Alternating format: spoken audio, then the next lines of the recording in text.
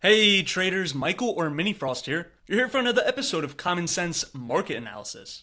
Today is Monday, September 15th, 2025. You're looking at a daily chart of the SPY or Spiders, which is the proxy for the S&P 500. What do we have on the docket today? Well, we got a ton of stuff to talk about. But number one, we're still continuing to make new all-time highs. Let's just get that out of the way. We finally reached an important big fat round number at 660. We'll go over that when we get to inside the numbers, but that was the important destination up above. We still got the devil numbers up above, the 666. So that is a key target that a lot of traders are looking at. One thing to note is that we have Kabuki Theater Day on Wednesday. As we've been seeing, the market tends to grind up higher leading up into these Fed meetings, Kabuki Day. So it's not really a huge surprise that we've been grinding up for the past few days and getting some of these key targets and numbers out of the way beforehand, such as the 660. That's a big fat round number. So here's a few things that I'm looking at coming up towards the Fed meeting. Now the Fed is expected to lower interest rates, so we don't necessarily know what exactly is going to happen when we get to Kabuki Day. Anything can really go, nothing is 100% in the market as we know.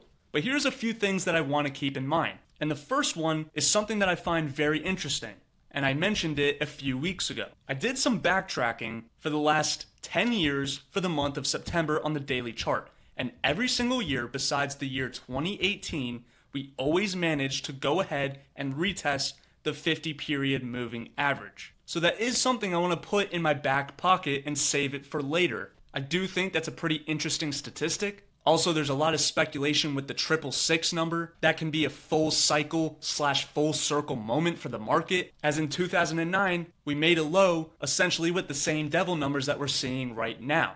Now, we don't know 100% if we're going to reach this area, the 666s. But if we do, that will essentially be a full circle moment. From the low of 2009 to potentially topping out at this area right now. Now we're going to have to see how the market handles the Fed meeting coming up. I'm going to throw this out there that we are extended from home base. If we take a look at the weekly chart, we are still extended. So that certainly is something to take note of. Markets don't like to be too extended from the 20-period moving average. So as of right now, we could really just continue to grind them up higher coming into the Fed. That's generally what the market likes to do. But with that said, I'm not going to discount the fact that we can start potentially looking for a turn with the things that I mentioned. Extended from home base. Every single time in the month of September for the last 10 years, we've always managed to reach the 50-period moving average. Those are things that I'm not going to disregard so easily. On top of that, you still got a potential devil's top.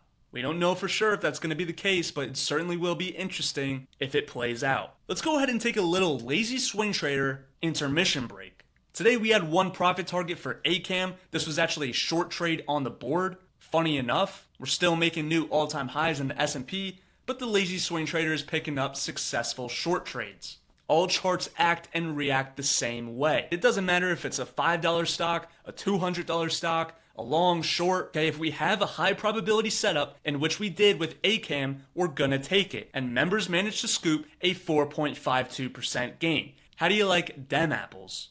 So we got the first profit target in our pockets. We got the risk-free, emotionless trade. So now we're essentially in the driver's seat. We're not gonna let the trade go bad on us. Some traders are still holding trailers, and we're going to let this one ride like the wind. So another successful swing trade for the lazy swing trader automagical algo system. Right now, if you click the link in the description below, you can get the next swing trade completely free, no strings attached. You get the stock, you get the entry, you get the profit targets, the stop loss, you get everything that a regular member would get sent directly to your inbox. And the trade comes straight from the lazy swing trader watch list. And this is literally for free, no strings attached. I don't know why you wouldn't do this. So come over and get your free swing trade. Alright, so let's go take a look at inside the numbers, starting with the 0 dark 30 stuff. So I told you that the 660 number was going to be important, and as you can see, we were talking about it in the 0 dark 30 notes. So this is a lot of notes. You can read this if you want, but if we scroll up, we can see what's the scoop for today, essentially a more condensed version of the 0 dark 30 notes, getting ready 30 minutes before the opening bell. And as we can see, the first area of overhead resistance is towards the big fat round number at 660. And then I put 659.95 as the number on the board just to front run it a little bit.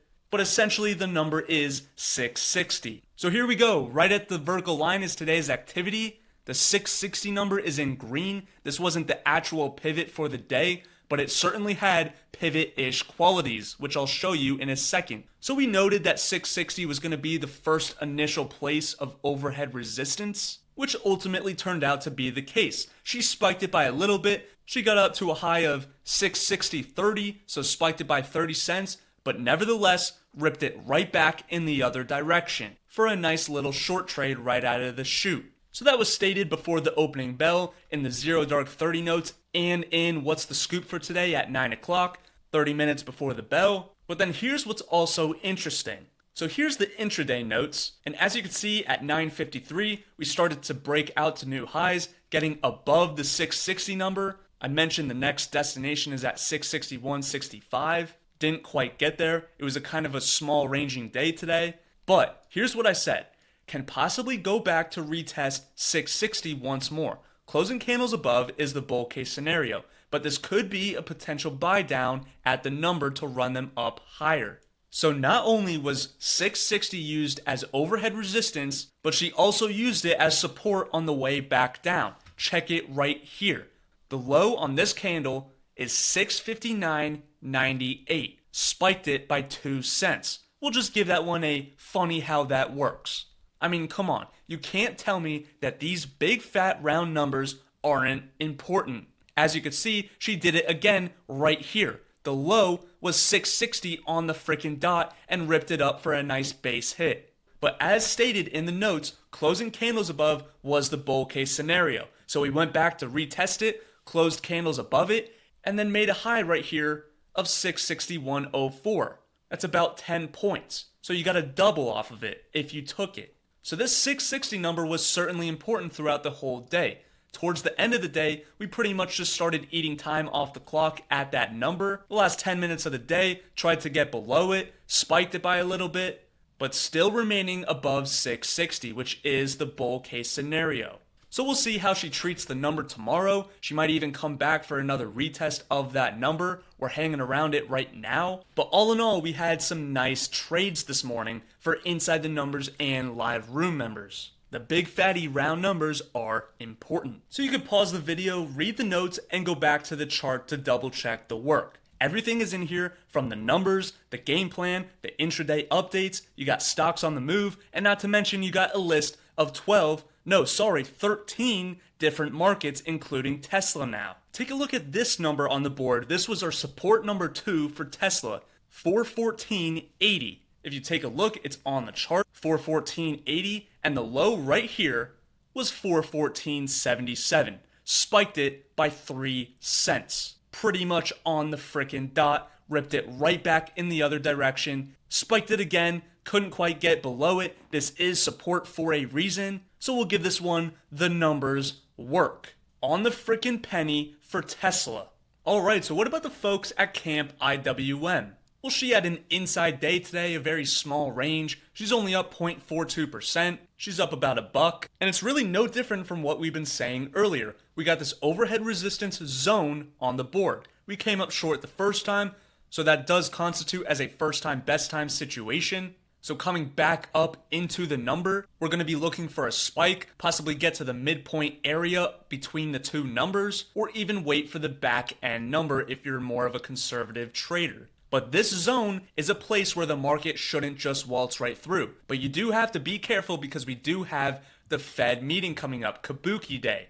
So anything goes with Kabuki Theater. She can jump right over this zone, or she can nail it on the dot. It's just one of those things where you got to keep it in the back of your mind. Think of it as an extra piece of variable risk. Now the flip side of it is we still have the pivot in green, 235.15. Staying above that is the bull case scenario. But note that we do have the 20 period moving average, which we have been extended from for a while now. We haven't touched it since the 12th of August, so that's about a month and 3 days. So the pivot is coinciding right around the 20 period moving average. She could go down, spike the pivot, hit the 20 period moving average. As you can see, we did come up short of the pivot a few times. We pretty much nailed it right on the dot right here, but then came up short a few days later on the 9th and 10th of September. But I'm using the pivot not as a trade, but as the inflection point. Staying above is the bull case scenario. If we start to close candles below the pivot, then that starts to open the door for another leg lower.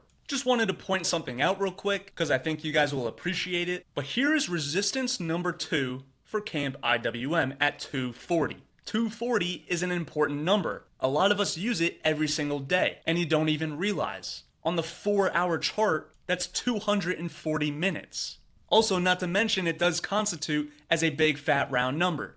So just take a look at what happened. Right here, the high of this candle is 240 on the frickin' dot.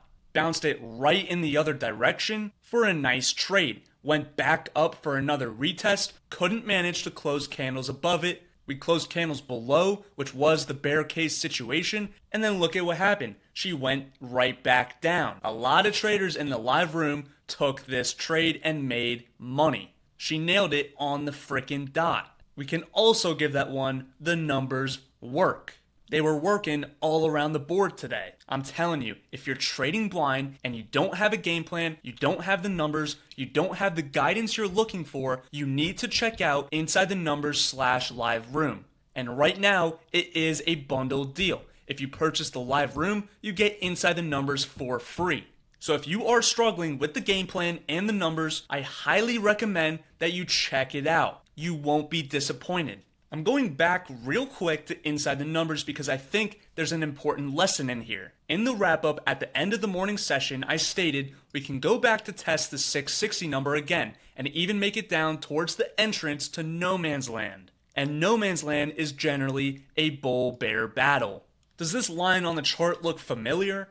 This is the entrance to no man's land, 659.48. I drew the line straight from these lows. This right here is the entrance to no man's land. There's a lot of open space down here before we get down back towards the gap. Also, not to mention the previous high was right here. That also is another place where she could have potentially found support. That is another bull-bear battle. It's essentially the previous breakout area. But as you can see right here, the entrance to no man's land is 659.48.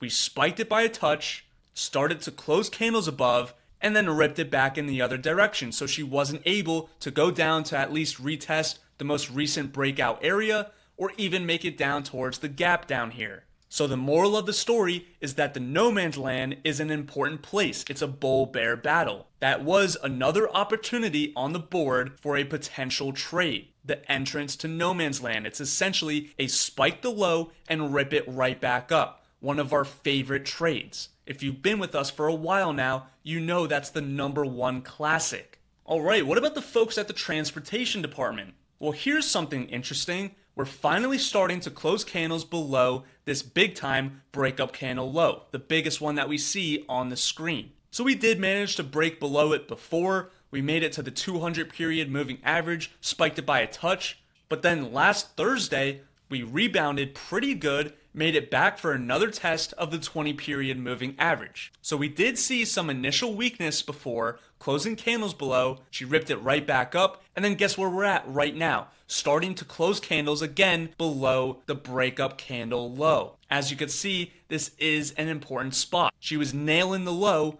once, twice, 3 times. So you can tell just from the look of it that that number is important. As soon as we start to close candles below, that is the bear case situation. Right now, we're testing the vicinity of the most recent breakup candle low. And if we start to fail there, then we're heading back towards the 200 period moving average, even getting down towards the upward trend line. We're still trading within this channel. Okay, so even if we're closing candles below the trend line, that is going to be a sign for another leg lower. You also got the 100 period moving average creeping upon it, so she could definitely use this as support. I'm actually going to throw some numbers at you guys. They're on the board right now. We got 15,362 and 15,262. This is a support zone. You got the upwards trend line within the zone. It's this most recent breakup candle low. Could possibly even coincide with the 100 period moving average moving upwards. So there is a lot of potential for support in this area. I don't think that she wants to give up this channel that easily. But if she does, we'll take note, and if we start to close candles below, that is going to be the first sign of trouble. Canary in the coal mine. Let's take a quick look at the Qs. There's not too much to go over. She's up 0.86%. As you can see, grinding up higher, making new all-time highs prior towards the Fed. Extended from home base. Let's go take a quick look at the weekly chart. Looks pretty similar, still extended, and she's just continuing to grind up higher. We'll take it at face value. And she could keep going until she doesn't want to anymore, or even until something happens with the Fed. We'll be looking for a sign and or signal for a trend change with the Fed. Maybe we'll get an exhaustion candle. Maybe she'll go ahead and finally complete the 666 number. I'm talking about on the spiders. That could be an exhaustion candle situation, possibly a reversal candle situation, a tail candle situation. We'll be on the lookout, but these are all sign and or signals of trend changes that we need to be aware about, especially in the situation that we're currently in. What about XLF? Well, she's down 0.22%. Again, she's at a stone's throw away from all-time highs. She's working on this breakup candle, potentially could revisit the 20-period moving average. That is normal garden variety behavior. That is in the vicinity of this most recent breakup candle low. So that is going to be a support spot in this area. Getting below that and closing candles below will open the door towards the 50-period moving average and also some unfinished business down below. You have this gap. Let's not forget about that. That is unfinished business, 52.70. So we're almost at new all-time highs. Obviously, there's nothing wrong with the financials. Therefore, there's nothing wrong with the overall structure of the market. Last but not least, we got SMH shaking my head, the semiconductors, smash mouth. She's up 0.94%, and take a look at what she keeps trying to do. The high right here, the previous high, is at 302.98.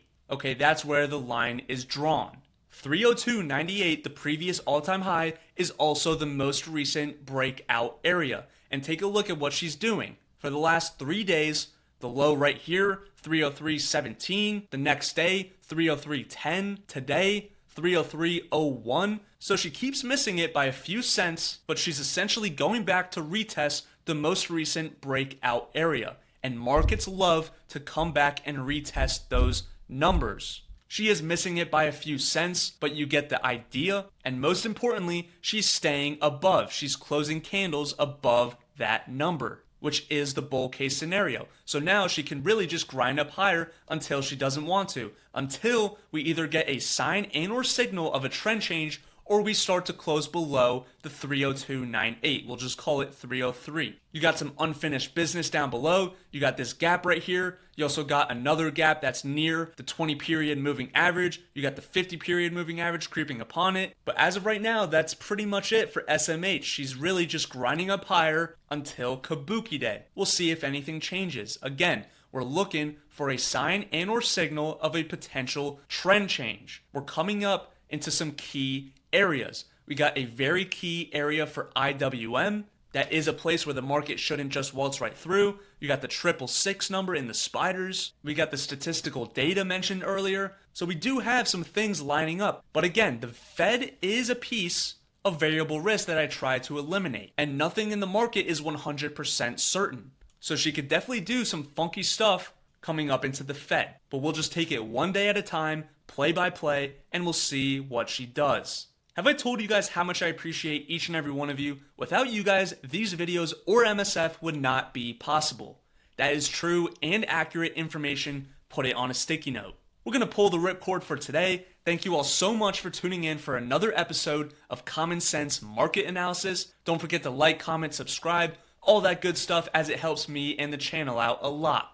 With that said, I'm 𝐿𝑰𝐿. We'll be back ready to go in uniform for tomorrow's morning session and the video later that night.